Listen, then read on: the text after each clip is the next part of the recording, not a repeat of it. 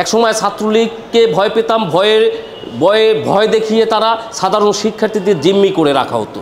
আজকে এই 5ই আগস্টের পতনের পর আমরা দেখলাম এই সময়গুলো ছাত্র নাম শুনলেই ঠিক আছে একটা আতঙ্ক তৈরি হয়। আমরা আসলে মানে এক কথায় বলতে গেলে একটা হতভাগা জাতি।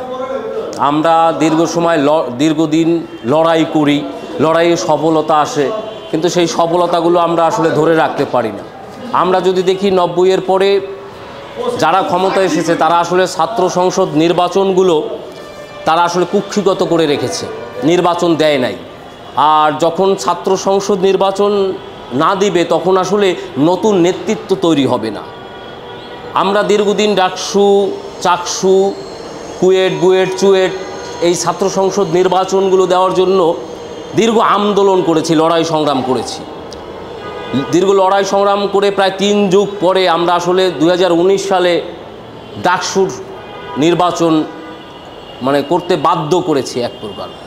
কিন্তু আমরা হতবাক হয়ে দেখলাম সেই নির্বাচনেও একটি জাতীয় নির্বাচনের মতো কারচুপি একটা নির্বাচন হলো। দিনের ভোট রাতে দিল, সাধারণ শিক্ষার্থীরা আসলে ভোট দিতে পারল না। আমরা সেই নির্বাচন প্রত্যাখ্যান করলাম, কিন্তু সরকারের কর্ণপাত হলো না বা বিশ্ববিদ্যালয়ের প্রশাসনও সেটা কর্ণপাত করলো না। সরকার যেদিকে হাঁটলো বিশ্ববিদ্যালয় প্রশাসন সেদিকে হাঁটলো, এরকম একটা কারচুপির নির্বাচনের মধ্যে দিয়ে এখন একটা পরিস্থিতি তৈরি হয়েছে। কিন্তু আমরা শেখ হাসিনার স্বৈরতান্ত্রিক শাসন ব্যবস্থার আসলে পতন ঘটেছে, কিন্তু এই সময়কালে এসেও আমরা দেখিনি আসলে শিক্ষা প্রতিষ্ঠানের যে আইন শৃঙ্খলা পরিস্থিতি সেটা যেভাবে নিয়ন্ত্রিত থাকার কথা ছিল সেটা এখন পর্যন্ত বিশ্ববিদ্যালয় প্রশাসন এমনকি বর্তমান জাতীয় রাষ্ট্র প্রশাসনিক কাঠামো এখন পর্যন্ত স্থিতিশীল একটা অবস্থায় তৈরি হয়নি। অবশ্যই ছাত্র সংসদ নির্বাচনগুলো প্রত্যেকটা বিশ্ববিদ্যালয়ে দেওয়া প্রয়োজন, কিন্তু আমি তার আগে মনে করি একটি সুষ্ঠু পরিবেশ প্রত্যেকটা বিশ্ববিদ্যালয়ে তৈরি করা প্রয়োজন। একসময় আমরা ছাত্রলীগকে ভয় পেতাম, ভয় দেখিয়ে তারা সাধারণ শিক্ষার্থীদের জিম্মি করে রাখা হতো।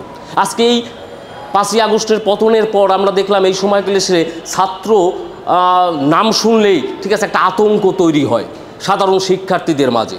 বৈষম্যবিরোধী ছাত্র আন্দোলন বলেন বা নাগরিক কমিটি বলেন বা শিবির বলেন, তারা তো একই আসলে কাঠামোর মধ্যে তৈরি। ঠিক আছে, আমি মনে করি যে শিবির, বৈষম্যবিরোধী ছাত্র আন্দোলন, তারপরে নাগরিক কমিটি এর মধ্যে বেশি একটা পার্থক্য নাই, যেটা আসলে গত কয়েকদিনের মধ্যে দেখেছি। তো এই তাদের নাম শুনলেই সাধারণ শিক্ষার্থীদের মধ্যে যে একটা আতঙ্ক তৈরি হয় সেই আতঙ্কটা আগে কাটাতে হবে।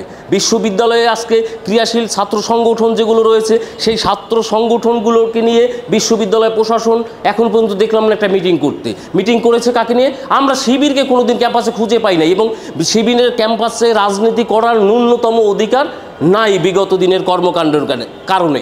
কারণ তারা সরাসরি স্বাধীনতা বিরোধী একটি দল, যে দল 1971 সালে 16ই ডিসেম্বরে বাংলাদেশের কাছে আত্মসমর্পণের মধ্য দিয়ে ঠিক আছে তাদের রাজনীতি নিষিদ্ধ হয়ে যায়।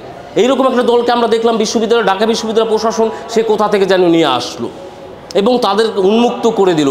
এই তাদের উন্মুক্ত করে দেওয়ার মধ্য দিয়ে বিশ্ববিদ্যালয় ক্যাম্পাসে একটি ভয়ের রাজনীতি চর্চা শুরু হয়ে গেছে। আমি মনে করি আগে সেই ভয়ের রাজনীতি কাটিয়ে ওঠার জরুরি, না হলে আসলে একটি নিরপেক্ষ নির্বাচন, একটি ছাত্র সংসদ নির্বাচন করা বিশ্ববিদ্যালয়ের পক্ষে কোনোভাবেই সম্ভব হবে না।